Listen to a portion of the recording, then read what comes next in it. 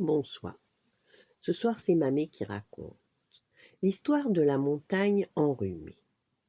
Il était une fois une montagne qui avait un très très gros rhume. Elle éternuait si fort que tout tremblait sur elle.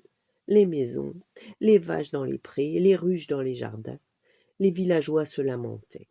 Ces tremblements de terre sont une vraie catastrophe. Bientôt, il nous faudra quitter notre montagne pour aller vivre ailleurs. La montagne elle-même était très embêtée. Elle n'avait pas envie de rester seule sans ses villageois. La montagne se dit: il faut que je demande de l'aide à mes amis. Son ami le soleil se mit à la réchauffer le mieux qu'il put. Il provoqua même une grande sécheresse dans le village. En vain, le rhume ne passait pas. La montagne demanda à son ami la rivière: peux-tu me ramener un peu d'eau de la mer pour me nettoyer les narines? La rivière ramena plein d'eau salée. Elle déborda et causa de grosses inondations dans le village. Mais le rhume ne passait toujours pas. La montagne éternua de plus belle.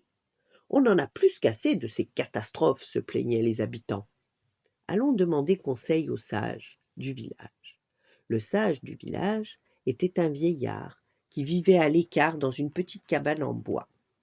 Le vieillard tendit un énorme sac aux paysans en disant: videz le contenu de ce sac dans les 2 grottes de notre montagne, et vous verrez, au bout de quelques jours, tout rentrera dans l'ordre. Un peu plus tard, la montagne commença à respirer avec soulagement.